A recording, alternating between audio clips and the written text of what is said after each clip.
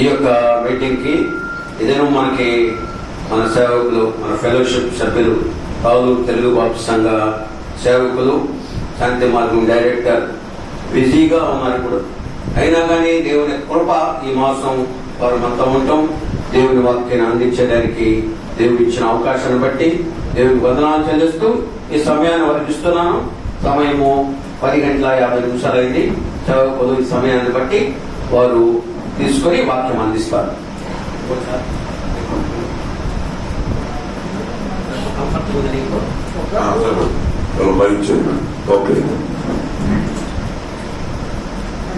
క్రీస్తునందు ప్రియమైన దైవ సేవకులకు యేసు క్రీస్తు వారి ఘనమైన ఉన్నతమైన నామంలో ఉదయకాల సమయంలో మీ అందరికీ శుభాలు ప్రత్యేకంగా తెలియపరుస్తున్నాము.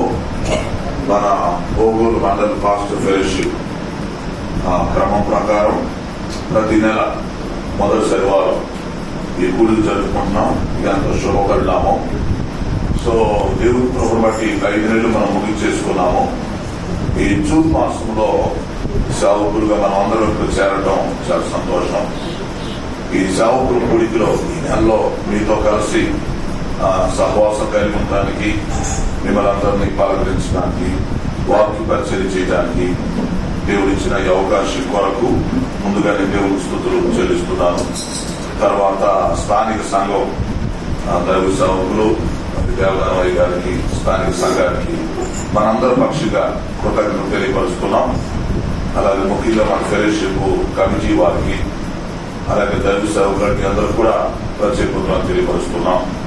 మరి మ్యాక్సిమం నాకు కుదిరినప్పుడల్లా ఖచ్చితంగా నేను సేవకులకు ఉండడానికి ప్రయత్నం చేస్తాను నా అవకాశాన్ని బట్టి. నేను కొన్నిసార్లు కుదరపోతే మాస్టర్ గారు వస్తారు. మొత్తానికి మేము ఫెలోషిప్ కట్టుబడి ఉన్నాం, ఫెలోషిప్ లో సభ్యులు ఉన్నాం. ఎందుకంటే నేను ఈ మాట చెప్తున్నానంటే మన బోగోలు మండలంలో ఉన్న వాళ్ళంతా అటెండెన్స్ రావాలి. చాలా మంది సేవకులు ఉన్నారు, కొంతమంది రావట్లేదు. అది అసలు సంగతి. కనుక ఎంతమంది సేవకులు ఉన్నారో అందరూ రావాలి. అందుకని మా అయ్యగారిని ఒక మాట అడుగుతున్నా, ఐడెంటిటీ కార్డులు ఇవ్వండి వీళ్ళందరికీ. ఉన్నాయా? మరి మాకు రాలా?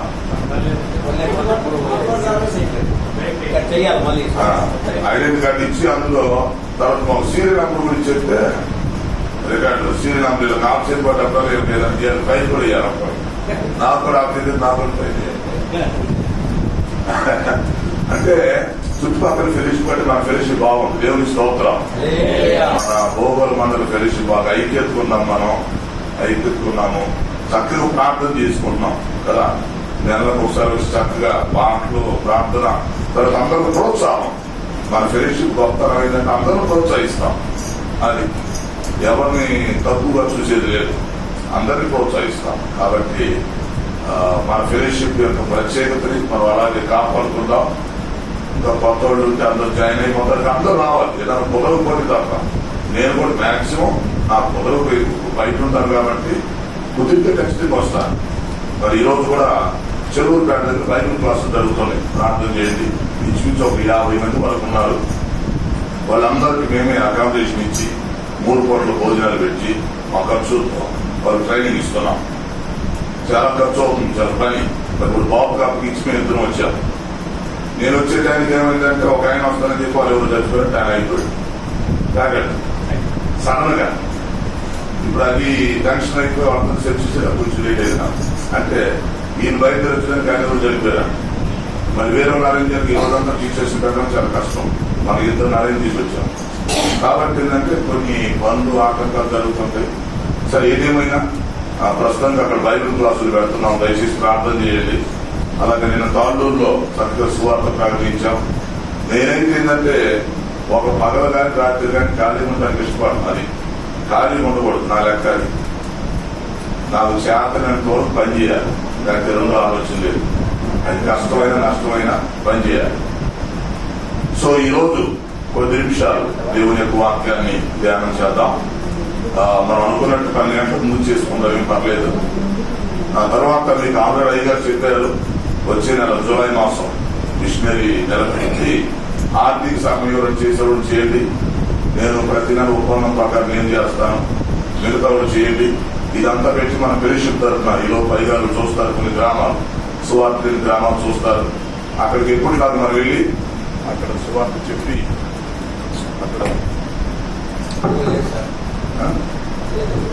అక్కడ సువార్త చెప్పి ఆ మిషనరీ క్యాంపులు మనం జరిగింది. దాన్ని మార్చలేదా? సో మీ వాయిస్ మాట్లాడండి సార్. పక్కన పెట్టండి.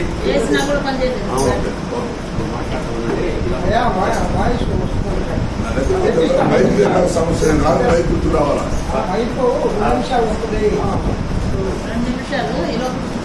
సరే, ఓకే. ఈలోపై ప్రార్థన చెబుతున్నారో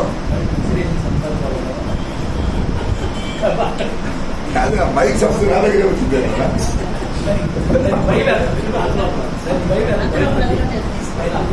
సరే, ఈరోజు ఫ్యామిలీ అతను వచ్చారంటే ఓకే.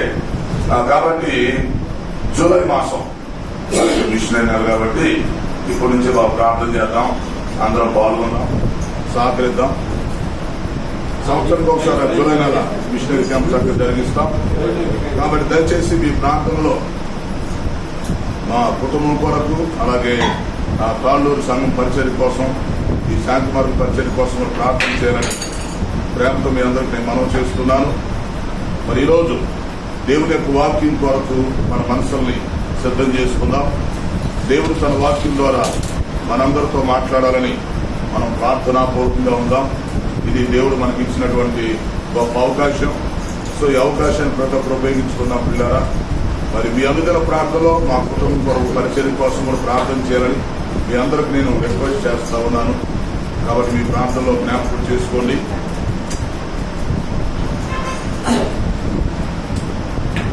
దేవుని వాక్యం కొరకు మన మనసుని అందరూ సిద్ధం చేసుకుందాం. అందరు కలిసి ఒక ఆలోచన పడదాం.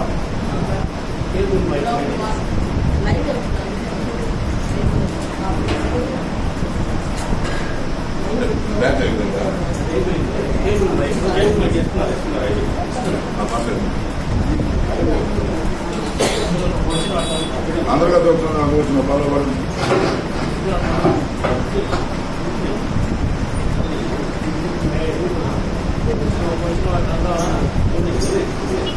వాడుకోరు వాళ్ళు చెప్తాను బాగా ఓకే.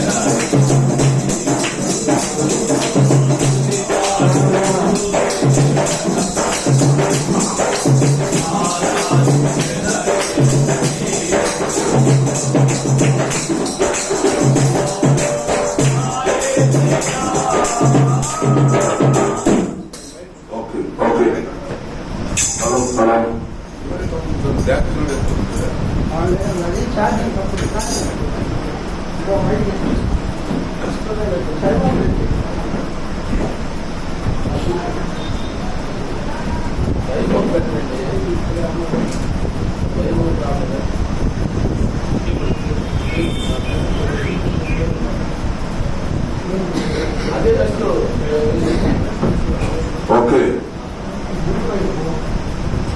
అదే అక్కడ ఛార్జింగ్ తక్కువ ఉంటుంది కదా, మెగాఫోన్ ఛార్జింగ్ తక్కువ. మంచిది ప్రియులారా, ఈ సమయంలో దేవుని వాక్యం కొరకు మన మనసును సిద్ధం చేసుకుందాం. మన దేవుడు వాక్యమై ఉన్నాడు. ఆయన వాక్యము ద్వారా మనందరితో మాట్లాడతాడు. సో మనం అందరం బలపరచబడినట్లుగా ఈ నెల దైవ సేవకులుగా దేవుడు మనకు మంచి సందేశం అనుగ్రహించినట్లుగా ప్రార్థనాపూర్వకంగా ఉన్నాం. కళ్ళ ఉంచండి, ప్రార్థన చేద్దాం. మనం ప్రార్థన చేసుకుని వాక్య జ్ఞానంలో వెళ్ళిపోదాం. ఒక నిమిషం అందరూ మీ మనసులో మీరు ప్రార్థన చేసుకోండి. మనుషుని మాటలు నిష్ప్రయోజనం, నా మాటల వల్ల ఉపయోగం ఉండదు. ఆ సంగతి నాకు తెలుసు, మీకు తెలుసు. కనుక దేవుడే తన వాక్యము ద్వారా మనందరితో మాట్లాడి మనల్ని బలపరుచినట్లుగా, సరిచేయనట్లుగా మనం ప్రార్థనాపూర్వకంగా ఉందాం. ప్రార్థన చేసుకొని వాక్య జ్ఞానంలోకి వెళ్దాం. ప్రార్థన చేద్దాం.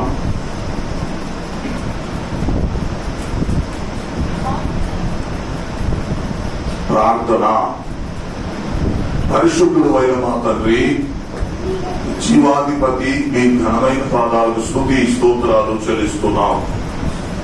ఈ జూన్ మాసం మొదటి శనివారం ఫెలోషిప్ మీటింగ్ లో మీ వాక్యమును ధ్యానం చేయడానికి మీరిచ్చిన ఈ మంచి అవకాశం కొరకు ముందుగా మీకు స్తుతులు చెల్లిస్తున్నాము. ఇంతవరకు విజ్ఞాపనలో మాటల పరిచయం నడిపించినట్టు మీ వందనాలు. ఇప్పుడు వాక్య పరిచయంలో కూడా సహాయం చేయమని మనం చేస్తున్నాం.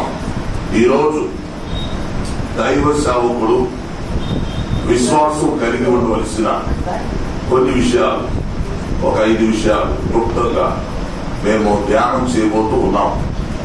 మీరు బోధకులై మాకు బోధ చేయమని మనం చేస్తున్నాం. మీ దాసునై నన్ను బలపరిచి వాడుకోండి. ఇక్కడ స్థానిక సంఘాన్ని కూడా మీరు బలపరచమని మనం చేస్తున్నాం. వచ్చిన ప్రియ దైవ సేవకులు ఒక్కొక్కరిని, వారి కుటుంబాలను, సంఘాలను, పరిచర్యను నిందాలుగా దీవించమని మనం చేస్తున్నాం. ఎస్, ఈ సంవత్సరంలో 5 నెలలు మీరు మమ్మల్ని కాపాడుతూ వచ్చారు, మీకు స్తోత్రాలు. మా ముందున్న 7 నెలలు కూడా మీ సన్నిధి మాతో ఉంచమని మనం చేస్తున్నాం. ఈరోజు మీ వాక్యము ద్వారా మాతో మాట్లాడి మమ్మలను బలపరచమని, మాకు అవసరమైన సందేశం దయచేయమని యేసు పరిశుద్ధ నామములో అడుగుచున్నాను తండ్రి. ఆమేన్. ఓకే,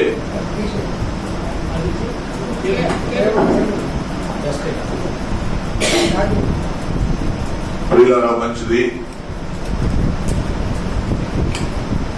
ఈ ఉదయకాల సమయంలో భోగోల్ మండల్ పాస్టర్ ఫెలోషిప్ మీటింగ్ కు కూడి వచ్చిన మీ అందరికీ ముందుగా శుభాలు ప్రత్యేకంగా తెలియజేస్తూ మిమ్మల్ని వర్తమానం కొరకు ఆహ్వానిస్తున్నాం. ఓకే, ఈరోజు మన ధ్యాన విషయం గుర్తుంచుకోండి. దైవ సేవకుడు విశ్వాసం కలిగి ఉండవలసిన కొన్ని విషయాలు. అన్ని విషయాలు కాదు, అన్ని విషయాలు చెప్పడానికి ఇప్పుడు సమయం కుదరదు. అయితే మనం ఆత్మీయంగా బలపరచబడటానికి కొన్ని విషయాలు ఈ వర్తమానంలో ప్రస్తావిస్తున్నాం. ముఖ్యంగా ఒక 5 విషయాలు మీతో పంచుకోవడానికి ఆలోచిస్తూ ఉన్నాను. దైవ సేవకుడు విశ్వాసము కలిగి ఉండవలసిన ముఖ్యమైన 5 విషయాలు. ఓకే, సో అర్థం చేసుకోండి. సేవకులుగా మనకు విశ్వాసం లేదా అని మనం అనుకుంటాం. మనకు విశ్వాసం ఉంది, అయితే మన విశ్వాసాన్ని మళ్ళీ మనం గుర్తు చేసుకుంటున్నాం. మన విశ్వాసాన్ని వృద్ధి చేసుకోవడానికి ప్రయత్నం చేస్తున్నాం. జీవితంలో ముఖ్యమైన విషయాలు ఒకటి ఏంటంటే విశ్వాసం. హెబ్రీయులకు రాసిన పత్రిక 11వ అధ్యాయం మనం చూసినప్పుడు చదివినప్పుడు ఆ అధ్యాయం అంతా విశ్వాసానికి సంబంధించిన ప్రాముఖ్యతను గురించి చెప్పబడింది. బైబిల్లో హెబ్రీ పత్రిక 11వ అధ్యాయం స్పెషల్. బైబిల్ మొత్తం ఆ అధ్యాయం విశ్వాసం యొక్క ప్రాముఖ్యతను గురించి మనకు తెలియపరుస్తుంది. అంతేకాదు పాత నిబంధన కాలంలో కొంతమంది భక్తుల్ని ఉదాహరణగా తీసుకొని ఎవరెవరో ఏ విషయాలలో దేవుని యందు విశ్వాసం ఉంచారో, దేవుని యందు విశ్వాసం ఉంచడం ద్వారా ఎవరెవరో ఎలాంటి గొప్ప కార్యాలు చేశారో ఈ అధ్యాయం మనకు చెబుతుంది. ఓకే, సో అందుకని హెబ్రీ పత్రిక 11వ అధ్యాయం ఏమని పిలుస్తామంటే విశ్వాస వీరుల పట్టి. విశ్వాస వీరుల పట్టి. పాత నిబంధనలో కొంతమంది భక్తుల్ని ఉదాహరణగా తీసుకోవడం జరిగింది. అందరిని అక్కడ ప్రస్తావించలేదు. కొంతమందిని తీసుకొని ఒక్కొక్క భక్తుడు దేవుని పట్ల ఎలా విశ్వాసం ఉంచారు, ఓకే, వారు విశ్వాసం ఉంచి ఏమేమి కార్యాలు దేవుని కొరకు నిలబడ్డారు, చేయగలిగారు, వారు సాధించిన విజయాలు ఏంటో ఈ 11వ అధ్యాయం చక్కగా చెబుతుంది. ఈ అధ్యాయం చదివినప్పుడు ఎవరికైనా విశ్వాసం ఖచ్చితంగా వృద్ధి అవుతుంది. కాబట్టి హెబ్రీ పత్రిక 11వ అధ్యాయం చదవలసిన అవసరత ఎంతో ఉంది. ఓకే, సో ఇప్పుడు ఆ అధ్యాయం అంతా మనం చూడటం లేదు. తర్వాత ఆ అధ్యాయంలో ఉన్న భక్తుల గురించి కూడా ప్రస్తుతానికి మనం చూడటం లేదు. అయితే ఈ అధ్యాయం ఆధారం చేసుకొని విశ్వాసం యొక్క ప్రాముఖ్యతను గురించి కొంచెం మనం తెలుసుకోబోతున్నాం. ముఖ్యంగా దైవ సేవకులుగా మనం ఈ లోకంలో జీవిస్తున్నప్పుడు, పరిచర్య చేస్తున్నప్పుడు ఏ విషయాల్లో మనం విశ్వాసం కలిగి ఉండాలి, అది ప్రశ్న. దైవ సేవకులుగా ఏ విషయాల్లో మనం విశ్వాసం కలిగి ఉన్నప్పుడు దేవుడు ఎలా కార్యం చేస్తాడో కొద్దిసేపు క్లుప్తంగా మనం ధ్యానం చేయబోతున్నాం. ఓకే, హెబ్రీ పత్రిక 11:6 ఈ అధ్యాయం మొత్తానికి ముఖ్యమైన వచనం. 1వ వచనంలోనేమో విశ్వాసం యొక్క నిర్వచనం ఇచ్చాడు అనుకోండి. హెబ్రీ పత్రిక 11:1 విశ్వాసం యొక్క నిర్వచనం చెప్పబడింది.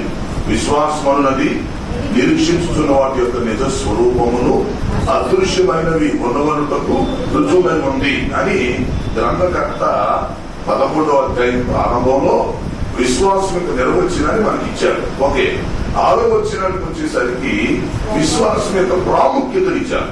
1లో నిర్వచనం, 6లో ప్రాముఖ్యత. సో 11 ఏం చెప్తున్నాడు? విశ్వాసము లేకుండా దేవునికి ఇష్టడై ఉండుట అసాధ్యం. అది ఎవరైనా సరే ఈ లోకంలో విశ్వాసం లేకుండా దేవునికి ఇష్టడుగా ఉండటం అసాధ్యం. దేవుని యొద్దకు వచ్చేవారు ఆయన ఉన్నాడనియు తనను వెతకు వారందరికీ ఫలము దయచేవాడనియు నమ్మవలెను కదా అంటాడు. కాబట్టి విశ్వాసము లేకపోతే మనం ఏమి సాధించలేము. మరో చోట యేసు ప్రభు ఏం చెప్తారంటే దీనికి అనుబంధంగా నమ్ముట నీ వల్ల అయితే నమ్మువానికి సమస్తము సాధ్యమే అని యేసుక్రీస్తు వారే స్వయంగా చెప్పారు. ఎవరిని ఉద్దేశించి? విశ్వాసులైనటువంటి మనందరిని ఉద్దేశించి, లేక తన శిష్యులుగా సేవకులుగా మనల్ని ఉద్దేశించి ఆయన ఏం చెప్తున్నాడంటే నమ్ముట నీ వల్ల అయితే, ఫస్ట్ అసలు నమ్మటం నీ వల్ల అవ్వాలి. అది నమ్మటం అనేది ఫస్ట్ నీ వల్ల వాళ్ళని చూసుకో. ఏ విషయంలోనైనా సరే ముందు నమ్మటం అనేది నువ్వు ఆలోచించుకో, నమ్మకాన్ని పెట్టుకో, ప్రయోగం చెయ్యి. నమ్మటం అనేది కానీ నీ వల్ల అయితే ఆ నమ్మిన వ్యక్తికి సమస్తము అది సాధ్యమైంది అని యేసుక్రీస్తు వారు చెప్పాడు. కాబట్టి ఇప్పుడు ఏంటంటే మనం ఏదైనా చేయాలనుకున్నప్పుడు ముందు మన విశ్వాసాన్ని మనం పరీక్షించుకోవాలి. అంటే సగం మన చేతుల్లోనే ఉంది. సో ఇక్కడ దైవ సేవకులమైన మనం దేవుని పట్ల విశ్వాసం ఉంచవలసినటువంటి ఒక 5 విషయాలు క్లుప్తంగా నేను ప్రస్తావిస్తాను. ఎక్కువ లోతుగా నేను చెప్పను. వాటిని నేను గుర్తు చేస్తాను. వాటిని మీరు నోట్ చేసుకోవచ్చు, అర్థం చేసుకోవచ్చు, ధ్యానం చేయొచ్చు. అవసరమైన 5 విషయాల మీద మరి 5 ప్రసంగాలు తయారు చేసుకోవచ్చు, సమస్య ఏం లేదు. కాబట్టి ఇప్పుడు మనం దైవ సేవకులు ముందు మనం బలపడాలి. ఎందుకంటే మనం బలపడితే మనం 10 మందిని బలపరచగలుగుతాం. అది మనం బలపడితే మన సంఘాన్ని బలపరుచుకోగలుగుతాం, ఈ సమాజాన్ని కూడా బలపరుస్తాం. సో దైవ సేవకులమైన మనకి ముందు మనం బలపరచబడటం అవసరం. అందుకని నెలకోసారి మనకి ఛార్జింగ్ అన్నమాట. ఇక్కడ చూడండి, మెగాఫోన్ ఛార్జింగ్ తగ్గింది, అందుకని గొడవ. కాబట్టి మనకు కూడా ఏం కావాలా? ఛార్జింగ్ కావాలి. నెలకోసారి ఛార్జింగ్.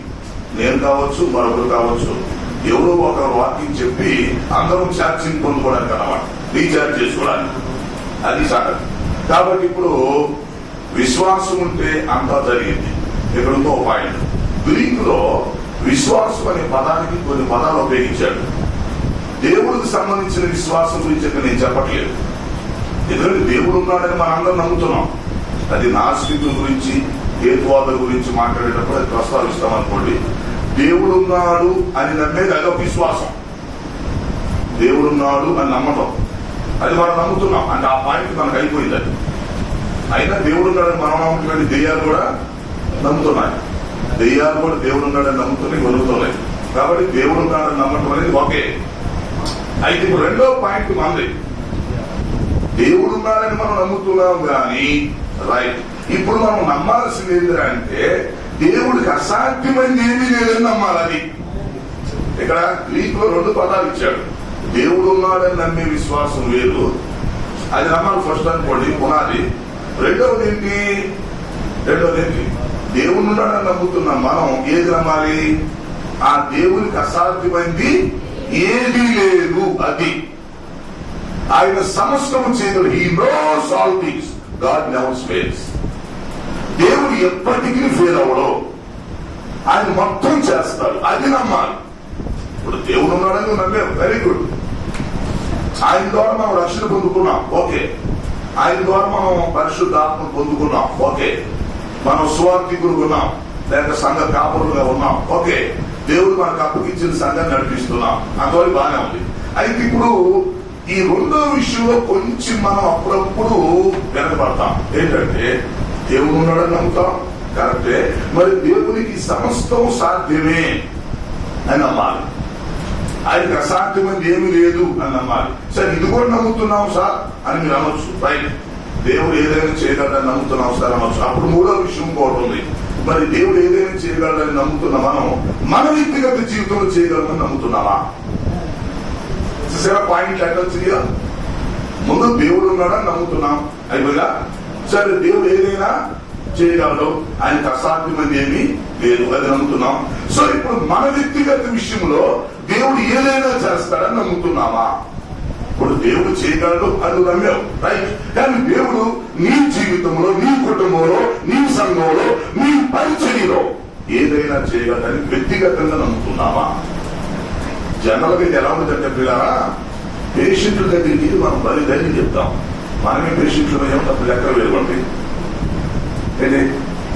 చెప్పరే. పేషెంట్ దగ్గరికి ఏం చెప్తాం మనం?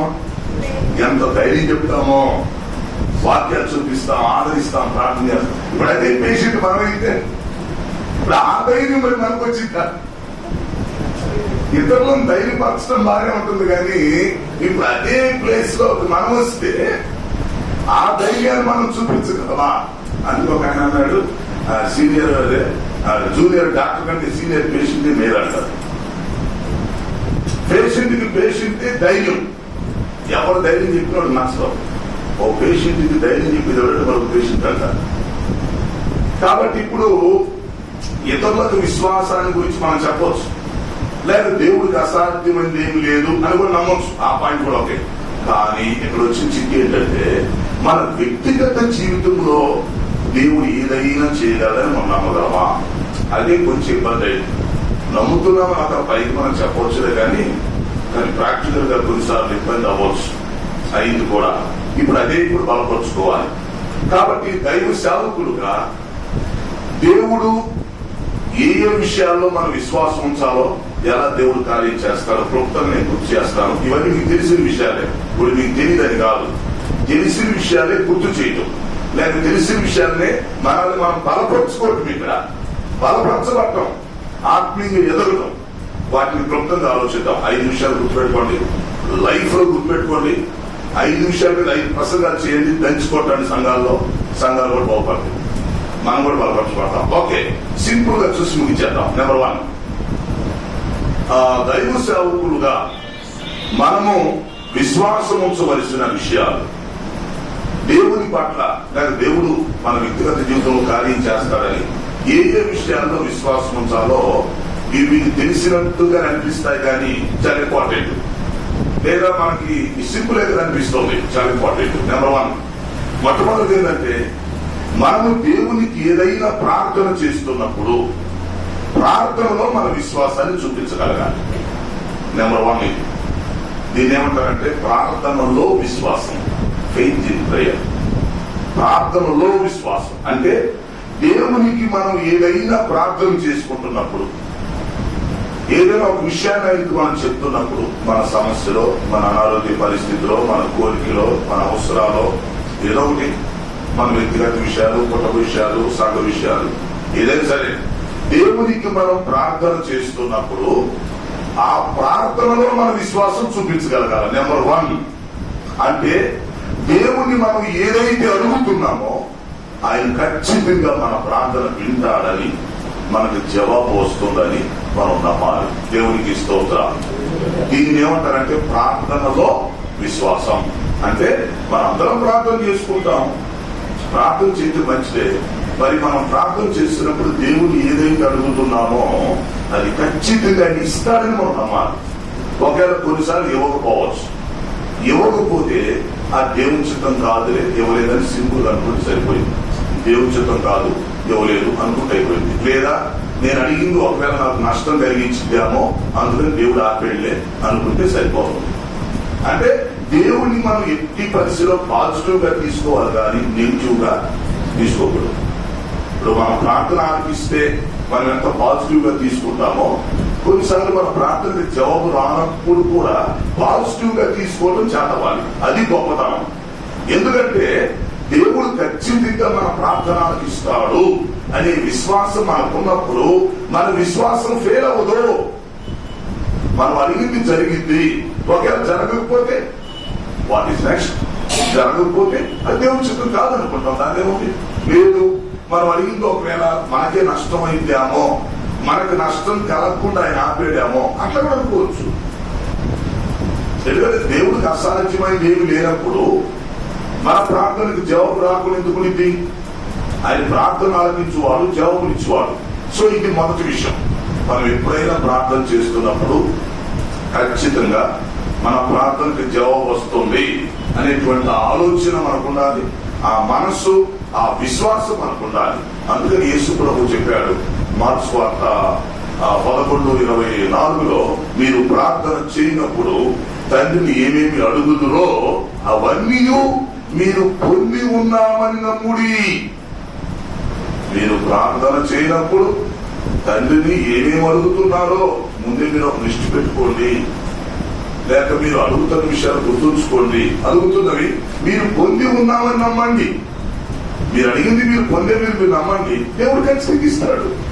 ఎందుకంటే ఆయనకు అసాధ్యమైన ఏం లేదని బైబిల్లో ఉంది. మనం కూడా నమ్ముతున్నప్పుడు ఆయన ఖచ్చితంగా ఇస్తాడు. సో ఇవ్వలేదు అంటే అర్థం ఏంటి? అది దేవుని చిత్తం కాదనే? లేదు. ఓకే, దానివల్ల మనకు నష్టం కలిగిందనా? లేదు. ఇంకా టైం రాలేదనే? ఏదో అనుకోవచ్చు. దాని ఉంది. ఆప్షన్స్ చాలా ఉంటాయి. ఇప్పుడు ప్రతి దానికి సమయం కలదో మనం ఏదో దేవుడిని అడుగుతాం, దేవుడు ఇవ్వలేదు అంటే దాని టైం ఇంకా రాలేదేమో, లేకపోతే ఇంకా మనం అడిగిన దానికంటే దేవుడు ఇంకా గొప్ప కార్యం చేయడానికి దేవుడు ఆగాడేమో. కొన్నిసార్లు దేవుని మనసును అర్థం చేసుకోవడం కూడా ఇంపార్టెంటే. దేవుని అడగటం ఎంత ఇంపార్టెంటో దేవుని మనసును అర్థం చేసుకోవడం కూడా అంతకంటే ఇంపార్టెంట్. సో డియర్ ఫ్రెండ్స్, ఇక్కడ ఆలోచించాల్సిన విషయం ఏంటంటే ప్రతి దైవ సేవకుడు కూడా ప్రార్థనలో విశ్వాసం కలిగి ఉండాలి. అంటే దేవుని మనం ఏమైతే అడుగుతున్నామో అడిగే ముందు మనమే ఆలోచించుకోవాలి. నేను దేవుడిని అడుగుతున్నాను, సో దేవుడు నాకు ఇది ఇస్తాడు. ఆయనకు అసాధ్యమైనది ఏం లేదు కాబట్టి ఇస్తాడు. ఒక ఇవ్వలేకపోతే ఇవ్వలేదు కాదు, ఇస్తాడు. అంటే నా సమయం ఇంకా రాలేదేమో, అది వచ్చే సమయం ఇంకా రాలేదేమో, లేక ప్రస్తుతానికి అది నాకు నష్టమని దేవుడు ఆపాడేమో, లేక దేవుడి చిత్తం కాదేమో. అట్లాగే మనం ఆప్షన్స్ మనమే ఆలోచించుకోవాలి. మళ్ళీ మనం అడిగిన దానికి జవాబు రాకపోతే ఖచ్చితంగా వచ్చింది. రాకపోతే ఆప్షన్స్ ఆలోచించుకొని గమనించుకోవాలి. ఇది నెంబర్ 1. దీన్ని ఏమంటారంటే ప్రార్థనలో విశ్వాసం అంటారు. దైవ సేవకులు చక్కగా మనం ప్రార్థన చేస్తున్నప్పుడు ఏమీ కంగారు పడాల్సిన పని లేదు.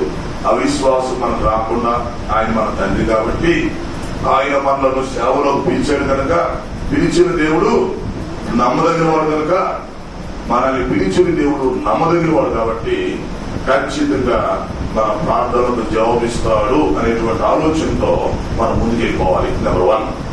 సరే, రెండో విషయాన్ని మనం ఆలోచిస్తే పిల్లారా, రెండోది ఏంటంటే మనము వాక్యము చెప్పినప్పుడు లేక సువార్త ప్రకటించినప్పుడు అది ఫలించింది అనే విశ్వాసం మనకు ఉండాలి. నెంబర్ 2. దీన్ని ఏమంటారంటే వాక్యములో విశ్వాసం అంటారు. ప్రార్థనలో విశ్వాసం ఎలాగో నెంబర్ 2 వాక్యములో విశ్వాసం అంటే దాని అర్థం ఏంటి? నువ్వు ఎవరికైనా వాక్యం చెప్పావు, ఒక ఇంటి దగ్గరికి వాక్యం చెప్పావు, దానికి మీ సంఘంలో నువ్వు చెప్పావు, రైట్, లేదా ఒక సభలో నువ్వు వాక్యం చెప్పావు, ఓకే. నువ్వు వాక్యం చెప్పినప్పుడు నీకు ఉండాల్సిన విశ్వాసం ఏంటంటే నీవు చెప్పిన వాక్యం ఫలించిందని నువ్వు నమ్మాలి. ఇప్పుడు వాక్యం ఇతరాలు నువ్వు చదివేవండి, ఎక్కడైనా సరే ఒక సభలోకి వెళ్ళి వాక్యం చెప్పొచ్చావు, నువ్వు లేక అన్ని దగ్గరికి వెళ్ళి వాక్యం చెప్పొచ్చావు, వెరీ గుడ్. వాక్యం చెప్పటమే ముఖ్యం కాదు, నీవు చెప్పిన వాక్యం అది ఫలించిందని నువ్వు నమ్మాలి. వాక్యం అని ఇతరాలు మనం చదువుతున్నప్పుడు అవి మొలకెత్తుతాయని, మలుస్తాయని, ఫలిస్తాయని మనం నమ్మాలి. అది అంటే మనం వాక్యం చెప్తున్నాం, దేవుడు ఏదో ఒకరోజు కార్యం చేస్తాడని మనం అనుకోవాలి. అంతేగాని మనలోకి నిరుత్సాహం అనేది రాకూడదు. నిన్న దినాన మేము తాళ్ళూరు వెళ్ళాం. తాళ్ళూరు గ్రామం మొత్తం ఏం చేసామంటే వీధిని బట్టి వీధి స్వార్థ చెప్పొచ్చాం. మేము వీధి స్వార్థ చెప్పాము. ఆ తర్వాత ఇంటింటికి బైబుల్ పంచాం. తర్వాత నైట్ పంచాయతీ ఆఫీస్ దగ్గర మీటింగ్ పెట్టాం. సో ఇప్పుడు మేము సువార్త చేయటం అనేది అంత ముఖ్యమో, దేవుడు ఏదో ఒకరోజు కార్యం చేస్తారని నమ్మటం కూడా అంత ముఖ్యం. మేము ఏదో బైబిల్స్ వచ్చేసేవులే, వీధి స్వార్థ చేసి వచ్చాం, మీటింగ్ పెట్టాం అంటే అది కాదు పాయింట్. మనకి పని జరిగిద్దని నమ్మాలి. ఇప్పుడు మా ఉద్దేశం ఏంటి? ఇంటింటికి బైబిల్ ఇచ్చాం, ఏదో ఒకరోజు చదువుతారు, ఈ రోజు కాకపోతే ఎప్పుడో కాదు. వాళ్ళ ఇంట్లో బైబిల్ ఇచ్చామండి, ఇప్పుడు ఆ బైబిల్ అక్కడ సాక్షి ఉంది కదా, ఆ బైబిలే సాక్షి కదా. తర్వాత ఊరు మొత్తానికి భాగాలు కట్టి వాక్యం వినిపించాం, మేము వాళ్ళ చెవుల్లో పంపించాం అంతే. కాబట్టి ఇప్పుడు ఏంటంటే వినుటి వాళ్ళ విశ్వాసం కలుగునట్టుగా వాళ్ళు వినిపించాం. సో ఇప్పుడు మనం ఏమి నమ్మాలి? మనం వాక్యాన్ని చెప్పినప్పుడు లేకపోతే స్వార్థ చెప్పినప్పుడు అది ఫలిస్తుంది. ఈ రోజు కాకపోతే ఎప్పుడైనా సరే ఫలిస్తుంది, అది కార్యం జరుగుతుందని మనం నమ్మాలి. ఎందుకంటే వాక్యంలో ఒక మాట ఉంది, నా నోటు నుండి బయలుదేరినటువంటి మాట నిరర్థకముగా వెనక్కి తిరిగి రాదు. 55:11. అలాగే నా నోటి నుండి వచ్చి వచనము ఉండును. నా నోటి నుండి వచ్చి వచ్చిన అలా ఉండింది. ఎలా ఉండింది అంటే నిష్ఫలముగా నా ఎద్దకు మరలగా. వర్షం ఎలాగైతే బయలుదేరినప్పుడు ఎక్కడో ఒక చోట వర్షం పడి కార్యసిద్ధిని కలుగు చేస్తుందో, వర్షం బయలుదేరింది అనుకోండి, ఎక్కడో ఒకసారి పడింది, అక్కడ పోతే ఇంకో చోట బయలుదేరిన వర్షం మధ్యలో ఆగదు, బయలుదేరిన వర్షం వెనకపోదు. పాయింట్. బయలుదేరింది వర్షం మేఘాల్లో నుంచి, అదే తిరిగి వెనక్కి వెళ్ళదు లేదా ఆగదు, ఎక్కడో ఒక చోట పడింది, కాకపోతే ఆడ పడింది. బయలుదేరిన వర్షం ఎలా పడిందో అలాగే నా నోట్లో నుంచి వచ్చిన మాట అది ఖచ్చితంగా నాకు అనుకూలమైన కార్యం చేసింది అని బైబిల్లో ఉంది. దేవుడి నోట్లో నుంచి వచ్చిన మాట ఖచ్చితంగా కార్యం చేసింది అని దాని అర్థం. మనం ఎప్పుడైతే దేవుడి వాక్యాన్ని ప్రకటిస్తున్నామో, ఎప్పుడైతే మనం సువార్త ప్రకటిస్తామో డెఫినెట్ గా అది పనిచేసింది. ఒక మనం అనుకున్నట్టుగా పని చేయకపోవచ్చు, లేక వెంటనే పని చేయకపోవచ్చు, ఎక్కడో ఒక చోట ఎవరో ఒకరిలో ఆ వాక్యం పనిచేసింది, ఖచ్చితంగా వారు రక్షణ పొందుతారు. కాబట్టి ఆ విశ్వాసం మనకు ఉండాలి. రెండవ వాక్యంలో విశ్వాసం అంటారు దీన్ని. మేము వాక్యం ప్రకటించాం కాబట్టి దేవుడు ఖచ్చితంగా కార్యం చేస్తాడు, మా వంతు పని మేము చేశాం, దేవుడు తన పని కూడా తాను చేసుకుంటాడు అనేటువంటి ఆలోచన మనకుంటే మన విశ్వాసాన్ని బట్టి మనం కొంచెం ఉత్సాహం ఉండగలుగుతాం, మన విశ్వాసాన్ని బట్టి మనకు సంతోషం కలుగుతుంది, అలాగే మన విశ్వాసాన్ని బట్టి కార్యం కూడా మనకి జరిగింది. కాబట్టి రెండోది గుర్తుపెట్టుకోండి, దైవ సేవకులు ఎక్కడికైనా సరే మీరు వెళ్ళి వాక్య పరిచర్య చేసినప్పుడు మీరు సువార్త ప్రకటించినప్పుడు వెరీ గుడ్, మీరు బ్రహ్మాండం చెప్తారు, రైట్. మీరు మంచిగా ప్రేరేపణతో చెప్తారు, లేక సిద్ధపాటు కలిగింది చెప్తారు, అంతవరకు ఓకే. అయితే మనం చెప్పినప్పుడు అది ఫలించిందని నమ్మాలి. నువ్వేదో సిద్ధపాటు చెప్పొచ్చావు, ఓకే. దేవుడు నీకు ఇచ్చిన ప్రేరేపణ నువ్వు చెప్పావు, ఓకే. వాళ్ళ ఇంట్లో నువ్వు వాకింగ్ చెప్పొచ్చావు, వాళ్ళ మీటింగ్ లో చెప్పొచ్చావు, లేక మీ సంఘానికి ఒక మంచి సందేశం ఇచ్చావు ఒక ఆఫర్గా, వెరీ గుడ్. మరి ఇచ్చినప్పుడు నెక్స్ట్ పాయింట్ ఏంట్రా అంటే అది ఎలాగైనా పని జరిగిందని నువ్వు నమ్మాలి. నువ్వే నమ్మకపోతే పని అంటే జరిగింది. పని చేసిన వాడే పని జరిగిందా నమ్మకపోతే అట్ట. కాబట్టి రెండవది వాక్య ప్రకటనలో విశ్వాసం ఉంచాలి. ఒకటే మనం చేసే ప్రార్థనకు జవాబు వచ్చిందని మనం నమ్మాలి. రెండవది ఏంటి, మన వాక్యాన్ని ప్రకటించినప్పుడు స్వార్థ చెప్పినప్పుడు ఖచ్చితంగా అది ఫలిస్తుందని, కొన్ని ఆత్మ రక్షించబడతాయని అక్కడ కార్యం జరిగిందని మనం నమ్మాలి. నెంబర్ 3, మూడవది ఏంటంటే మనము దేవుని యొక్క సేవలో ఉన్నాం కనుక ఖచ్చితంగా దేవుడు మనలను మన కుటుంబాన్ని పోషిస్తాడని మనం నమ్మాలి. ఇది మూడవది. కుటుంబ పోషణలో విశ్వాసం, ఇది చాలా ఇంపార్టెంట్. అని ఇంపార్టెంటే అందుకే నేను చెప్పాను, ఒక్కొక్క విషయాల మీద ఒక్కొక్క ప్రసంగం చేయొచ్చు సంఘాల్లో అని. మూడవది దైవ సేవకుని కుటుంబం పోషించబడే విషయం ఇది. పెద్దలు చెప్పినట్టుగా సాధారణ ఏదొచ్చు కానీ సంసారాన్ని ఏదైనా కానీ నిజంగా దైవ సేవకుడు పడే కష్టాలు అంతా ఇంత కాదు.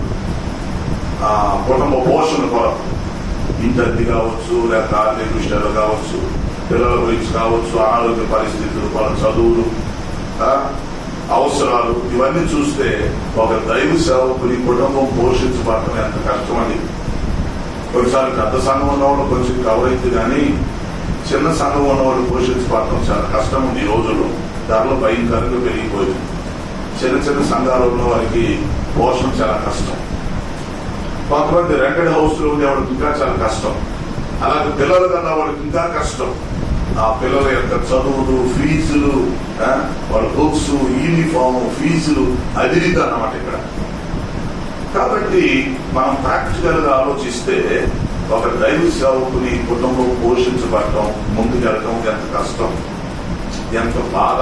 ఒకళ్ళు బయటికి చెప్పులేకపోవచ్చు, చెప్పిన అర్థం చేసుకోకపోవచ్చు, అయినా చెప్పిన ఎన్నిసార్లు చెప్తాం, మాటి మాటి చెప్తే అవుతాడు ఇసుకుంటాడు. కానీ విషయం ఏంటంటే ఇక్కడ దైవ సేవకు నేర్చుకోవాల్సిన మూడవది, దేవుడు దైవ సేవకుని పిలిచాడు కాబట్టి ఆయన మనల్ని వాడుకుంటున్నాడు కనుక మనం సంఘ కాపురులమైనా సువార్థికులమైనా ఒకవేళ మనకు ఆర్థికంగా సోర్స్ ఉన్నా లేకపోయినా దేవుడు మన కుటుంబాన్ని పోషిస్తాడు అనే మాట వాస్తవం. దేవుడికి స్తోత్రాలు. సో మూడవది, దేవుడు దైవ సేవకుని కుటుంబాన్ని పోషిస్తాడు అనే విషయంలో మనకి విశ్వాసం ఉండాలి. ఒక భక్తుడు అన్నాడు, దేవుడు మన కోరికలు తీర్చకపోవచ్చు కానీ మన అవసరాలు మాత్రం ఖచ్చితంగా తీరుస్తాడు, నో డౌట్. కొన్నిసార్లు మన కోరికలు తీరకపోవచ్చు, ఎందుకంటే కోరికలు గొడవలేకపోతాయి, కోరికలు తీరకపోవచ్చు, కానీ అవసరాలు మాత్రం ఖచ్చితంగా తీరుస్తాడు. ఆయన మనల్ని పోషించే దేవుడు ఉంటాడు. నీతిమంతులు విశ్వాస మూలముగా జీవించును అన్నట్టుగా మూడవది ప్రియారా, ఒకవేళ మనం ఆర్థికంగా ఇబ్బందులతో ఉంటే మన పిల్లల విషయాల్లోనూ, ఆర్థిక విషయాల్లో, ఆరోగ్య విషయాల్లో, కుటుంబ పోషణలో ఇబ్బందిలో ఉండి ఎవరితో చెప్పుకోలేని పరిస్థితిలో మనం ఉండి కొన్నిసార్లు అప్పులైపోయి కొన్నిసార్లు ఇబ్బందులు పడుతున్నప్పుడు అర్థం చేసుకోవాలి, దేవుడు మన కుటుంబాన్ని పోషించే విషయంలో సమర్థుడు అని మనం విశ్వసించాలి. ఆయన మన కుటుంబాన్ని ఖచ్చితంగా పోషిస్తాడు, మన అవసరాలు తీరుస్తాడు. సంఘ కాపుడు కొంచెం పర్వాలేదు, కొన్నిసార్లు సువార్థికులకు ఇంకా ఇబ్బంది అయింది, ఎందుకంటే వాళ్ళకి సంఘం కూడా ఉండదు.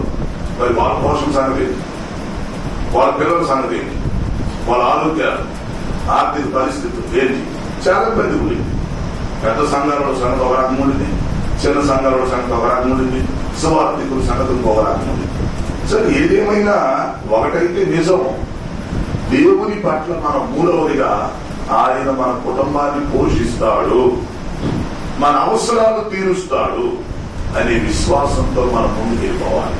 ఎందుకంటే 30 లక్షల మంది ఇశ్రాయేలు ప్రజలను 40 సంవత్సరాలు ఒక్క పూట కూడా పొస్తు లేకుండా దేవుడు పోషించాడు. ఎప్పుడు వాళ్ళు పుస్తకం లేదు, ఇంచుమించు 30 లక్షల మంది వాళ్ళు ఇజ్రాయల్స్. 6.5 లక్షలు కాలు బలమే ఉన్నారు. అందరిని కలిపితే ఇంచుమించు 30-30 lakhs people are together. So వీళ్ళకి ఒక్క పూట కూడా పోస్తూ పెట్టాలి దేవుడు. అసలు 30 లక్షల మందికి ఒక్క పూట ఫుడ్ పెట్టాలంటే ఎవరికి ప్రపంచంలో పెట్టినోడు లేడు. అంతమందికి ఒకేసారి ఫుడ్ పెట్టినోడు ఎవరు లేదు.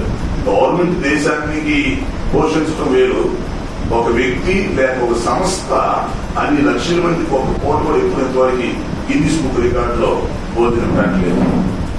కానీ దేవుడు 40 సంవత్సరాలు నిండుగా పోషించాడు. సో ఇశ్రాయేలు జాతినే ఒక వ్యక్తిలాగా పోషించిన దేవుడు నన్ను పోషించడా, నిన్ను పోషించడా, నీ కుటుంబాన్ని పోషించడా, అదే మనం ఆలోచించుకోవాలి. అంతకాదు ఇశ్రాయేలు జాతిని పోషించాడు కదా, కాబట్టి నన్ను నా కుటుంబాన్ని ఆయన చూసుకుంటాడులే. ఆ విశ్వాసంతో మనం ఉంటే దేవుడు ఎలాగ పనిచేస్తాడో మనకు తెలియదు. మనం అనుకున్నట్టు జరగకపోయినా మరో వైపు నుంచి మనకు సహాయం వచ్చింది. ఏలియా గారిని కెరోతు వాగు దగ్గర కూర్చోబెట్టి దేవుడు పోషించాడు. ఆయన దగ్గర ఏ సోర్స్ లేదు. కెరోతు వాగు దగ్గర కూర్చున్నాడు. చెట్లు, చల్లటి గాలి, మంచి ఆక్సిజన్, సూపర్, ఏసీ లాగా ఉంది. చల్లటి గాలికి ఆక్సిజన్ ప్రశాంతంగా ఉంది. గాలి వాగులో నీళ్ళు కూడా ఫ్రెష్ ఉన్నాయి, తాగుతున్నాడు. ప్రతిరోజు 2 పూటలు మాంసం రొట్టె వస్తుంది. ఇంక దిగిలేదయా, రాజు గారి కంటే బాగా పోషించబడుతున్నారు. మంచి గాలి, మంచి నీళ్లు, మంచి ఫుడ్. ఇంకేంటి, శ్రేష్టమైన రొట్టె మాంసం అతని దగ్గరికి వస్తాయి. ఎక్కడి నుంచి వచ్చింది తెలుసా? రాజుగారి దగ్గర నుంచి వస్తుంది. రాజుగారికి తెలియకుండా. దేశంలో అందరికంటే మంచి ఫుడ్ తినేవాళ్ళు రాజుగారు. రాజు కంటే మంచి ఫుడ్ సేవకుడు అన్నాడు ఇక్కడ. ఎట్లా అంటే రాజుగారు తినేటప్పుడు ఆ ఫుడ్ లో ఒక భాగం కాకి పెడుతున్నాడు. కాకి వచ్చి తినాలని చెప్పి కూర్చుంటున్నాడు మనోడు. కాకి తిందా, మనోడు తినడం. రాజుగారికి వచ్చే శ్రేష్టమైన పదార్థాల్లో మళ్ళీ శ్రేష్టమైన పదార్థాలు తీసి ఒక భాగం అక్కడ పెట్టి, ఎప్పుడు వచ్చిందా కాకులు తీసుకెళ్తే బాగుండు, మా పుణ్యం కలిగింది అంటే ఒక కాక ముత్తాత కాకుల్లో వచ్చి తింటారని వాళ్ళ భావం అనుకోండి. కాకులు వచ్చి తీసుకెళ్తే బాగుంటుంది తిని మనోడు తినకుండా కాకులు తీసుకెళ్తుంటే అబ్బా ఈరోజు నాకు పుణ్యమైన అని చెప్పి శ్రేష్టమైనది కాకులు ఎత్తుకెళ్ళిపోతుంది. మిగతాది మనోడు తింటున్నాడు రాజుగారు. ఈ శ్రేష్టమైనది కాకులు తెచ్చి ఏరియా గారికి అసలు చూడండి ఎలా ఉంది. సో ఇప్పుడు దేశంలో అందరికంటే శ్రేష్టమైనది తింటుంది ఎవరు? రాజుగారు. రాజుగారి కంటే శ్రేష్టమైనది తింటుంది కాకులు. అది ఏరియా గారు. ఏరియా గారికి మంచి సప్లై వస్తుంది. ఆ సంగతి నిజంగా ఆహాబు తెలిసింది బీపీ వచ్చి పడిపోయేవాడు. ఇదే రోజుకి మంచి మంచి ఫుడ్ అంతా పంపిస్తున్నాను నేను. మళ్ళీ ఏరియా గారిని చంపాలని జరుగుతున్నాడు. అతను కొట్టుకోవాలని, అతను చంపాలని చూస్తారు. రోజు అతనికే ఫుడ్ పంపిస్తున్నాడు. ఏం చెబుతావా? ఏరియా గారు ఎక్కడో ఎదుగుతున్నారు కొట్టుకోవాలి, అతను చంపాలని చూస్తా, మళ్ళీ అతనికే ఫుడ్ పంపిస్తున్నాడు. ఇంకేం చేయాలి? దేవుని పనులు విచిత్రంగా ఉన్నాయి. మన దేవుడే చిత్రమైన దేవుడు, చిత్రకారుడు. సో దాన్ని బట్టి ఏంటంటే మూడవది, సేవకులమైన మనలను దేవుడు ఏదో ఒక రూపాన్ని పోషిస్తాడు. మనల్ని, మన కుటుంబాన్ని, మన అవసరాలు తీరుస్తాడు. మనల్ని మాత్రం పోషించడం. ఎప్పుడన్నా మనం వస్తుంటే అది కూడా సూపర్. నేను భయం అనుకుంటా. నేను ఎప్పుడన్నా వస్తున్నప్పుడు అనుకుంటాను, అబ్బా ఈ రోజు సూపర్ అనుకుంటాను. నిజంగా ఎందుకు తెలుసా? ఆ రోజు ఉపవాసం ఉన్నట్టుగా దేవుడు నాకు సిగ్నల్ అది వస్తున్నట్టు కాదు. నేను ఎప్పుడు ఫీల్ అవ్వాలంటే నా 30 years ఎక్స్పీరియన్స్ లో చెప్తున్నాను. నా ప్రసంగాలు ఎప్పుడు టీవీలో ఉండవు. నా ప్రసంగాలు నన్ను పోల్చుకొని సవాలుగానే ఉంటాయి. నాకు ఫుడ్ లేకపోతే వెరీ హ్యాపీ, ఫుడ్ ఉంటే హ్యాపీ, ఫుడ్ లేకపోతే వెరీ హ్యాపీ. ఎందుకు తెలుసా? అబ్బో ఈ రోజు నన్ను దేవుడు పోసుకుంటున్నాడు, పోయి ఈ రోజు దేవుడు నన్ను ప్రార్థన చేయమంటున్నాడే. అసలు అక్కడ దాకా ఎందుకు సార్? నేను అంతా నాకు భోజనం లేదు సార్. నేను ఒక టిఫిన్ లేదు, మధ్యాహ్నం భోజనం లేదు, తినడానికి తిరిగి లేదు. ఉదయాన్నే లేచి అక్కడ 50 మంది సేవకులకు మేము అన్నం వండి పెట్టాం. అన్నం కొంత ఏదో ఇచ్చి మేము తినుకుంటూ వచ్చాం. తెలుసా టైం అవుతుందని ఇక్కడ అందుకోవడానికి. ఉదయాన్నే మేము వంట చేసి, నేను క్లాస్ చెప్పాను, ఆమె వంట చేసింది వాళ్ళకి 2 పూటలు వంట చేసి తింటే ఎక్కడ లేట్ అవుతుందని మేము తినకుండా వచ్చి రాత్రి 9 గంటల పైన రాత్రి వచ్చి నేను భోజనం చేశాను. నాకంతా దమ్ముంటే రెండో చూసుకున్నావు. సవాలు ప్రసంగాలు ఎప్పుడు టీవీతో ఉండవు. టీవీతో ప్రసంగాలు కావు, బైబిల్తో ప్రసంగాలు కావు. బైబిల్ భక్తులు అనుసంధానం కలిగి ఉండాలి. అదే ఒక ఆయన చెప్పాడు, నాట్ ఓన్లీ బైబిల్. నేను బైబిల్ ప్రసంగా చెప్పానంటే నువ్వు దెయ్యం కూడా చెప్పింది. బైబిల్ ప్రసంగా దెయ్యాలు చెప్తుంది తెలుసా మీకు? బైబిల్తో భక్తులు అనుసంధానం చేయబడాలి. That is real message. ఆ బైబిల్తో భక్తుడి అనుసంధానం కావాలి. ఓన్లీ బైబిల్ చెప్తే కుదరదు, ఓన్లీ భక్తుడి జీవితమే చెప్తే అసలు కుదరదు.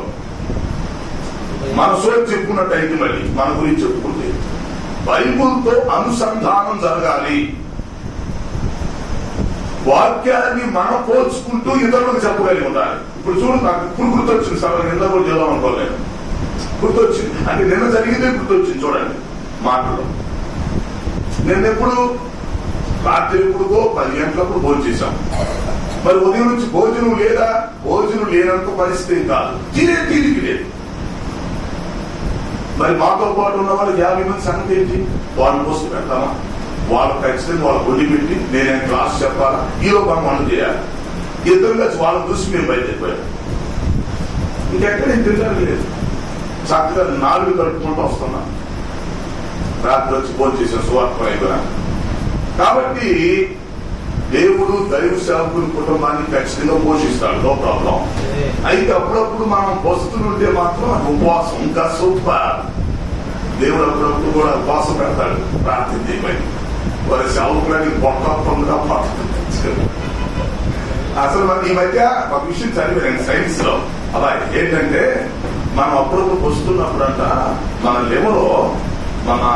లివర్ అంట ఆ పొట్టను అదే కడుగు తీసుకుని ఆకలి తీసుకునేదంట. అంటే మెడిసిన్ తో కూడా పని లేదంట. లివర్ ఏం చేసిందంటే మన కొవ్వంతా అదే కడుగు తీసుకుని శక్తిని తెచ్చుకునేదంట. అసలు ఆ మాటినప్పుడు ఆశ్చర్యం వేసింది నాకు. అంతకుముందు నాకు తెలీదు. అంటే ఇప్పుడు నేను ఈ రోజు అంతా భోజనం చేయలేదు అనుకో, నీలో ఉన్న కొవ్వు, నీలో ఉన్నది మొత్తం ఆ లివర్ కరెక్ట్ తీసిద్దాం. అంటే దాని శక్తి కోసం మనకి శక్తిని ఇవ్వడానికి మొత్తం కరెక్ట్ తీసుకునేదాన్ని. అందువల్ల ఏమైందంటే అందుకనే లంకను మహా ఔషధం అని కూడా నాకు అర్థమయ్యేది కాదు. లంకను మహా ఔషధం అంట. అంటే పసుపున్నట్టుగా బాడీకి మంచి మెడిసిన్ అంట. సో కొన్ని ఏంటంటే చిన్న చిన్న చిట్కాలు అన్నమాట. అందుకని దేవుడు కూడా కొన్నిసార్లు పార్చింగ్ పెడతాడేమో, పసుపు పెడతాడేమో ఉపవాస ప్రార్థన చేయడానికి, అట్లాగే బాడీ కొంచెం లెవెల్స్ లో రావడానికి. ఇంకోటి ఏంటంటే వారానికి ఒకసారి ఉపవాసం పెడితే బాడీలో ఉన్న అవయవాలు మొత్తం ఆ రోజు రెస్ట్ తీసుకోండి. రెస్ట్ తీసుకుంటే బాడీ కూడా మంచి వర్కౌట్ అవుతాడు. అంటే ఆడికి కూడా రెస్ట్ ఇచ్చినాడు, కిడ్నీకి, లివర్కి, అన్నిటికీ రెస్ట్ ఇచ్చినాడు. రెస్ట్ ఇస్తే అవి కూడా బాగా పనిచేయడం మొదలుపెట్టాడు. సో దేవుడు ఏం చేసినా కూడా కొన్ని మనకు అర్థం కాకపోవచ్చు, కానీ దేవుడు సైన్స్ కంటే సూపర్ గా పనిచేస్తాడు అనిపించింది. ఓకే, కాబట్టి ఇప్పుడు మూడోది ఏంటంటే దైవ సేవకుడు తన కుటుంబాన్ని పోషించే విషయంలో ఆ దేవుడు పోషిస్తాడని విశ్వాసం కలిగి ఉంటే ఆ విశ్వాసం ఎక్కడికి వేస్ట్ అవ్వదు. మనం బాధపడేదానికంటే, అప్పులు చేసేదానికంటే, లేక దేవుడిని అపార్థం చేసుకునే దానికంటే దేవుడు నా కుటుంబాన్ని పోషిస్తాడు, నా అవసరాలు తీరుస్తాడు అనే విశ్వాసంతో ఉంటే దేవుడు ఎలాగైనా కార్యం చేస్తాడు, ముందుకు వెళ్ళిపోవచ్చు. నెంబర్ 4 నేను ముగిస్తున్నాను. 4వది ఏంటంటే, 4వది గుర్తుపెట్టుకోండి, దైవ సేవకులుగా మనం ఏదైనా ఇతరులకు ఇచ్చినప్పుడు ఖచ్చితంగా దాని ఆశీర్వాదం నీకు వచ్చిందని నువ్వు నమ్మాలి. నెంబర్ 4 ఇచ్చుటలో విశ్వాసం అంటారు దేవుడు. జాగ్రత్తగా ఇచ్చుటలో విశ్వాసం అంటే నువ్వు ఒక దైవ సేవకుడివి, నువ్వు సేవకురాలివి, రైట్, నువ్వు పాస్టర్ గారివి, నువ్వు స్వార్థికుడివి. ఓకే, నీకున్న దానిలో నువ్వు ఇతరులకు ఎప్పుడైతే ఇస్తావో ఖచ్చితంగా దాని ఆశీర్వాదం పొందుకుంటావో నువ్వు నమ్మాలి. సేవకులు మనం ఏంటంటే ఎప్పుడు ఇమ్ము అనే పద్ధతిలో ఉంటాం. మనం సేవకుడికి 2 పిల్లలు ఇమ్మని జనపురుడి పిల్లలాగా ఎప్పుడు మనం సంఘర్షణని బయట ఇవ్వండి అంటాం. సరే, వాళ్ళు ఇస్తారు, ఇచ్చిన వాళ్ళు దీవించబడతారు. మన సంగతి ఏంటి? మనం సేవకులు అంటే మనకి ఇచ్చిన వాళ్ళు ఏమవుతారు? దీవించబడతారు. కరెక్టా? మనకి ఇచ్చిన విశ్వాసులు దీవించబడతారు. మరి మనకు దీవునొద్దా? మరి మనం ఏమి ఇస్తున్నాం? సేవకులు కూడా చాలా మంది వాళ్ళ డబ్బంతా తీసుకుని హాస్పిటల్ పెట్టేస్తారు, లక్షలు. ఎందుకు పెట్టాలి? మనం దేవుడికి ఇవ్వచ్చుగా. ఇవ్వమని చెప్పి బల్లల గురించి ప్రసంగాలు చేస్తాం సంఘాల్లో. బల్ల తగిలిపోతాయి మన దెబ్బకి. ఇవ్వట్లేదు సరిగ్గా దశమాలు ఇట్లేదు, అది ఇది తక్త కొత్త శాఖ సీక్రెట్. మరి సేవకులుగా మనమే వద్దా? మనకి ఇచ్చిన వాళ్ళు ఆశీర్వదించబడుతున్నారు, మరి మనం ఇస్తే మనకు కూడా ఆశీర్వాదం వచ్చిందిగా. ఆ విషయంలో మనకి విశ్వాసం ఏది? Where is your faith? Show me your faith. నీ విశ్వాసం ఎక్కడ? సో ఇవ్వటంలో ఉంది గొప్పతనం. దైవ సేవకులుగా మనం మన పరిధిలో, మన స్తోమతలో మనం కూడా ఇవ్వటం నేర్చుకోవాలి. పేద సేవకులకు ఇవ్వటం, లేదా పేదలకు ఇవ్వటం, లేకపోతే ఎవరైనా ఒక అవసరంతో ఉన్నప్పుడు మనం సహాయం చేయటం. ఇస్తా ఉంటే ఏమైతుందంటే కొంచెం మనకు మెడికల్ బడ్జెట్ తగ్గింది. నాకు తెలిసి మెడికల్ బడ్జెట్ తగ్గాలి. రెండవది మనం ఫీజులు కట్టాలి. పిల్లలకి ఫ్రీ సీట్ ఇచ్చారనుకోండి దేవుడు, ఆ బడ్జెట్ కూడా తగ్గుతుంది. ఇప్పుడు ఒక పెట్టిన జాతర పిల్లల్ని కాలేజీలో చేర్చాలి సార్, ఒక 5 లక్షలు డొనేషన్ కట్టమంటాడు. ఇప్పుడు దేవుడు అంటే కట్టాలిగా, కట్టదా? కట్టదా? 5 లక్షలు కట్టాలా? అది నీ ఫ్రీ సీట్ వచ్చినందుకు ఏమైంది? అది నీకు మిగిలినట్టుగా. కరెక్ట్, ఎవరు ఆలోచించవు. సో కొన్నిసార్లు మనం ఇతరులకు ఇవ్వకపోవడం వల్ల మన దగ్గర నుంచి వేస్ట్ గా కొంత మనీ పోయింది బయటికి. మనకు వచ్చే ఆశీర్వాదం కూడా ఆగింది. మన మనీ కొంత వేస్ట్ గా పోయింది, మనకు వచ్చే ఆశీర్వాదం కూడా ఆగింది. ఈ రెండు జరుగుతాయి. సో దైవ సేవకులు ఎప్పుడు కూడా ఇవ్వటం నేర్చుకోవాలి. విశ్వాసులకు ఎంతైతే ఇవ్వమని మనం చెప్తామో మరి అదే ప్రశ్న మనకు కూడా ఉత్తిస్తాం, అదే సిస్టమ్. మరి మనం ఎవరికి ఇస్తున్నాం? మన పరిధిలో నేనైతే అది నేర్చుకున్నాను కాబట్టి అసలు యాక్చువల్ గా ఈ రోజు నేనైతే చాలా మెడికల్ కావాలి. నాకు హార్ట్ స్ట్రోక్, బ్రెయిన్ స్ట్రోక్, చాలా బలంగా చాలా అనారోగ్యంగా, నాకు పొట్టలో సమస్య ఉంది, నాకు చాలా మెడికల్. మరి లెక్క ప్రకారం అయితే నేను సంపాదించినంత నా నెలకు సరిపోయింది లెక్క ప్రకారం. ఇది నా పొజిషన్. యాక్చువల్ గా నాకు మెడికల్ బిల్ చాలా అవ్వాలి. కానీ నేను దేవుడికి ఒక మాట చెప్పాను, ప్రభువా దయచేసి మెడికల్ బిల్ కట్టగాకనైనా నీకు ఈ మధ్య ఇస్తాడు కానీ మెడికల్ బిల్ ఇస్తే ఒకటి ప్రభా అదేదో నీకు ఈ మధ్య ఇస్తాడయ్యా. ఇదే నేను ప్రార్థన చేసుకుంటాను, మెడికల్ బిల్ కట్టగాకయ్యా. ఎందుకంటే అది నువ్వు తిన్నట్టు కాదు, నేను తిన్నట్టు కాదు. అదే నువ్వేదో స్వస్థపరచుకో, నువ్వే సహాయం చేసుకో, నీ సేవకి ఈ మధ్య ఇస్తానన్నా. అందుకు మరి ఈ రోజు బైబిల్ క్లాసులు పెట్టాం. 50 మందిని పోషించాలంటే 10 రోజులు మీరు అర్థం చేసుకోండి. నీళ్లు కూడా కొంటున్నాం సార్, మేము ఓ 10,000 పెట్టుకున్నాం నీళ్లు తాగడానికి. నీళ్లు కొనుక్కు నిజం సార్ చెప్పేది, వాళ్ళకి నీళ్లు కూడా కొనిస్తున్నాం మేము. మరి పరిస్థితి తరువాత వచ్చింది. 3 పూట్ల ఫుడ్ పెడుతున్నాం, ఏం దొరకట్లేదు, గ్యాస్ దొరకట్లేదు, ఏం దొరకట్లేదు. కానీ మనం పోషిస్తున్నాం. మేము వస్తువులు ఉంటున్నాము, ఎట్లున్నాం అనవసరం. ఆ ప్రాజెక్ట్ చేయాలనుకున్నాం, ఎందుకంటే దైవ సేవకుని కొంతమంది క్రీస్తు శిష్యులుగా తయారు చేయాలనుకున్నాం, చేస్తున్నాం. మన విజయవాడ తుఫాన్ వచ్చింది, మీకు తెలుసు. వరదలో మునిగిపోయినప్పుడు ఏం చేసేది తెలుసునా? నేను మీటింగ్స్ లో దాచిపెట్టినప్పుడు 2 లక్షల రూపాయలు మొత్తం దాచిపెట్టి విజయవాడ వరదలో ఖర్చు పెట్టాను. విజయవాడ వరదలోనండి, ఎవరి సొమ్ము కాదు, దొరల సొమ్ము కాదు, కష్టార్జితం. నేను చెమటలు కాచి, రక్తాలు కాచి, డబ్బులు రక్త పొట్లు కాచి, చెమటలు కాచి దీని కనుక స్టేషన్ లో ఫస్ట్ నుండి నిద్రలు కాసి విజయవాడ 100 మంది సేవకుల్ని, పేద సేవకులు ఏర్పాటు చేసి వాళ్ళందరూ భార్య భర్త మొత్తానికి పట్లు, వంట పాత్రలతో సహా మొత్తం కొనిచ్చేది. గిట్లు అన్నం వండుకోవడానికి, కూరలు కూడా గెండులతో సహా, మోతంతో సహా 100 మంది కొనిచ్చేవండి. ఎందుకు చెప్తున్నానంటే సేవకులుగా మన మనీ వేస్ట్ అవ్వకూడదు. మన మనీ వేస్ట్ అవ్వకూడదు. నా మాటలు వినండి. నేను ఒకరు మీరు కనపడటం వాళ్ళు మీరు తక్కువ చేయొచ్చు. నాకు ఒక మిషనరీ జీవిత చరిత్ర మీరు చదివితే చాలా బాగుపడతారు. దానికంటే కొన్నిసార్లు మనిషి దగ్గర ఒక విలువ తెలియదు. ఎవరో పుస్తకాలు చదువుతుంటాం మనం, మన మిషనరీ అంట ఇలా చేశాడంట. ఆ మిషనరీ బుక్ చదవడం కాదు, సజీవంగా మీ ముందున్నారు మనిషి. మీరు పుస్తకాల్లో చూడటం కాదు, సజీవంగా మనిషి మీ ముందున్నాడు. అర్థం చేసుకోండి. మనం ఎప్పుడైతే ఇస్తామో దాని ఆశీర్వాదం మనం పొందుకుంటాం. ఆ విశ్వాసం మనకు ఉండాలి. ఇవ్వటం నేను దేవుడికి ఇచ్చేది కనుక నాకు ఆయన ఆశీర్వాదం ఉంది అనే విశ్వాసం మనకు ఉండాలి. అదేం చేస్తాం? మన విశ్వాసం ప్రసంగాల రూపంలో చెప్తాం, కానీ మనకు అన్వయించుకోమని. ప్రసంగాల్లో చెప్పమంటే మరి చెప్తాం రిఫరెన్స్ తీసి, మరి అది మనకు అన్వయించుకోవచ్చుగా, మనం ఇవ్వచ్చుగా. ఎవరికన్నా మనం ఇతరులకు ఇవ్వచ్చుగా.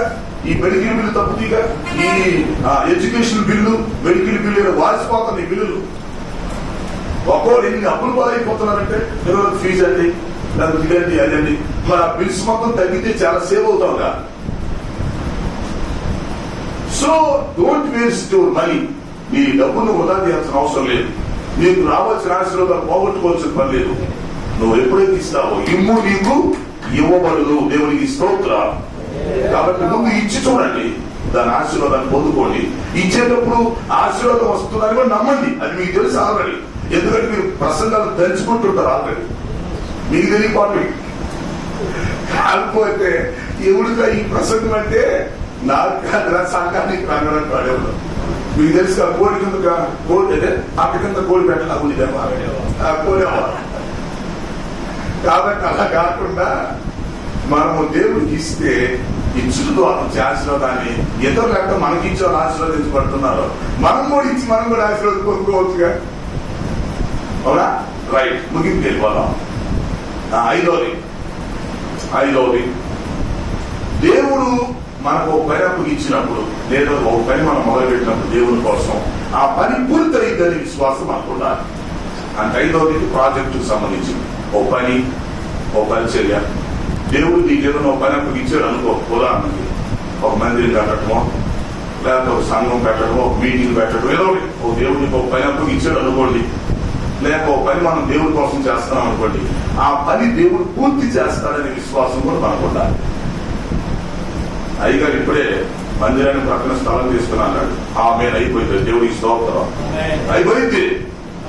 అందుకే సంగతం అంటే దేవుని కొరకు మనం పని చేసేటప్పుడు ఆ పని దేవుడు చేస్తాడు. కంటే దేవుని పని దేవుడు చేయకపోతే లోకస్తుల పని ఎవరు చేస్తారా?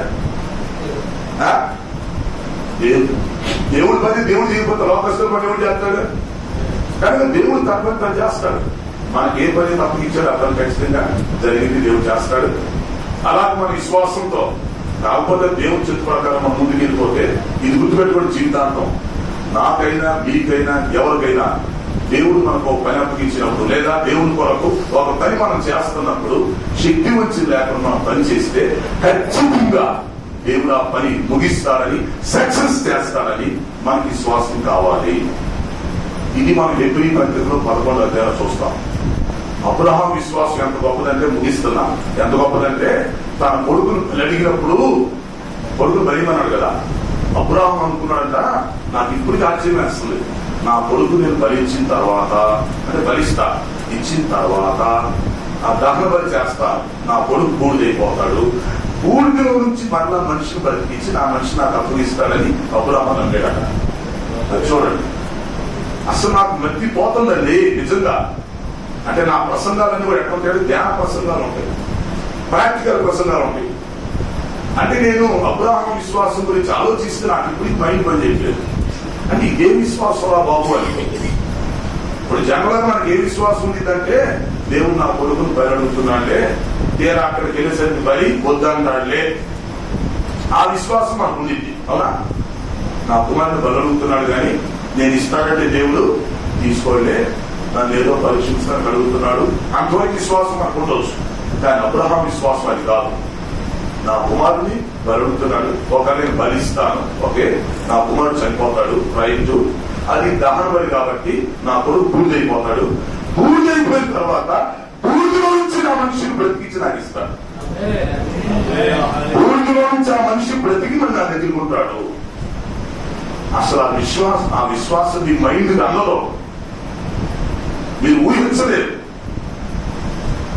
అంత విశ్వాసంతో దేవుడు తనకు అప్పగించిన పని చేశాడు. కానీ అంత దాకా వెళ్ళలేదనుకోండి, బలి అర్పించక ముందే దేవుడు వద్దన్నాడు. కానీ అబ్రహాం అయితే ఇంకా ప్రిపేర్ అయ్యాడు. బలి అర్పించినప్పుడు దేవుడు వద్దంటాడులే అనుకోట్లా, బలి అర్పించేద్దాం, ఏమైంది? కుమారుడు చనిపోతాడు, ఏమైంది?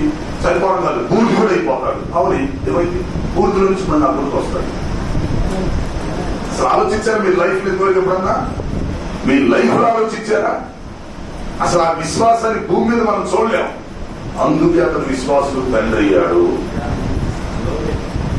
సో ఈరోజు మన యొక్క అంశం ఏంటంటే విశ్వాసం. దైవ సేవకుడు దేవుని పట్ల ఏ ఏ విషయాల్లో విశ్వాసం కలిగి ఉండాలో జస్ట్ కొన్ని గుర్తు చేశాం. ఒకటి ప్రార్థనలో విశ్వాసం, 2 వాక్యంలో విశ్వాసం, 3 దేవుడు మన కుటుంబాన్ని పోషించి మన అవసరాలు తెలుస్తాడనే విశ్వాసం. 4 ఇచ్చుట్లో విశ్వాసం. దేవుడు మనకి ఇచ్చినప్పుడు తప్పనిసరిగా దాని ఆశీర్వాదం మనకి వస్తుంది, మనం ఇచ్చింది వేస్ట్ అవ్వదు అనే విశ్వాసం. 5వది దేవుడి కొరకు ఒక పని మనం చేసినప్పుడు, లేక దేవుడు ఒక పని మనకు అప్పగించినప్పుడు ఆ పని ఖచ్చితంగా ముగించబడుతుంది, పూర్తయింది అనే విశ్వాసం. ఎస్, ఈ విశ్వాసాన్ని చేతితో పట్టుకొని ముందుకెళ్ళిపోండి. ఈ విశ్వాసాన్ని ప్రయోగించండి, సేవ మొదలు పెట్టండి. అద్భుతంగా జరిగింది, గొప్ప గొప్ప కార్యాలు జరుగుతాయి. తర్వాత మనమే సాక్షులుగా ఉంటాం. ఆ విధంగా మనమందరం విశ్వాసవీరులమై ఆయనకు సాక్షులుగా ఉండి విశ్వాసంతో గొప్ప గొప్ప కార్యాలు సాధిస్తూ దేవుడి కొరకు గొప్ప సేవ చేయాలని ప్రేమతో మీ అందరికి మనం చేస్తూ ఈ మాటలు ముగింపు తీసుకొచ్చేస్తున్నాను. అట్టి కృపని దేవుడు మనందరికీ దయచేయుగాక. ప్రార్థన. తండ్రి నీకు స్తోత్రాలు, వినవర్తమానం మా హృదయాలు ఫలింపచేయండి. మేమందరం కూడా ఎక్కడ బలహీన పడకుండా విశ్వాసంలో ఎదుగుటకు సహాయం చేయండి. ఈరోజు ఈ సేవకులు కూడా ఘనంగా తీసుకొచ్చినందుకు మీ స్తుతి చెల్లిస్తూ యేసు పరిశుద్ధ నామములో అడుగుచున్నాను తండ్రి. ఆమేన్, ఆమేన్. Thank you. దేవుని పరిశుద్ధ నామమునకు మహిమ కలుగును గాక. రైతయ్య గారు ఇచ్చినటువంటి సందేశం మనందరికీ కూడా చాలా ప్రోత్సాహకరంగా ఉన్నదని నేను భావిస్తున్నాను. అనేక సార్లు మనము హెబ్రీ పత్రిక 11వ అధ్యాయం చదువుతాం, బోధించాం. అది విశ్వాస వీరుల పట్టేది కాబట్టి అందులో నుంచి 5 విషయాలు, చక్కని విషయాలు మనకు తెలియజేసినందుకు మనందరి అంటే గోగుల్ మన పాస్టర్స్ ఫెలోషిప్ తరఫున వారికి మనందరి పక్షంగా ధన్యవాదాలు చెల్లిస్తున్నాను. థ్యాంక్ యూ వెరీ మచ్ అండి. ఈ యొక్క సమయంలో కాన్పు తీసుకున్నాం. దయచేసి పాటు పాడుతుండగా కాన్పు తీసుకున్నాం. వాడిపోకముందు నేను వాడుతున్నాను, కాన్పు తీసుకున్నాను. వాడిపోకముందే నన్ను వాడుకో, వాడిపోకముందే నన్ను వాడుకో, వాడిపోకముందే నన్ను వాడుకో, వాడిపోకముందే నన్ను వాడుకో.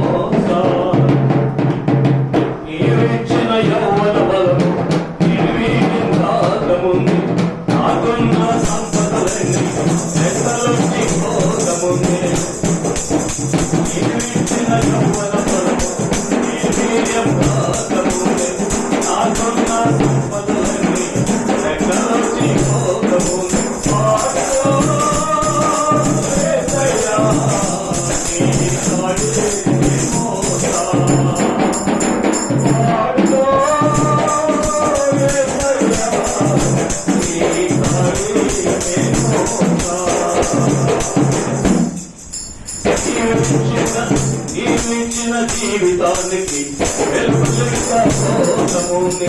నా బ్రతుకు యాత్రలో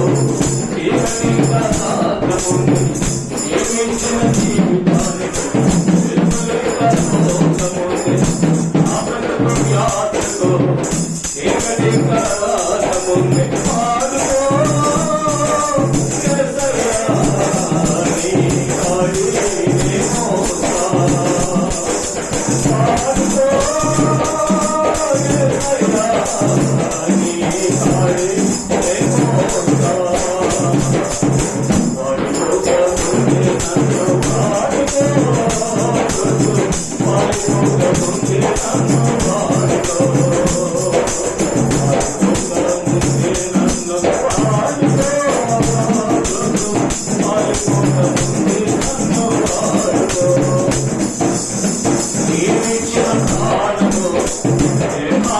వేడుకకు నా దేహముల పడి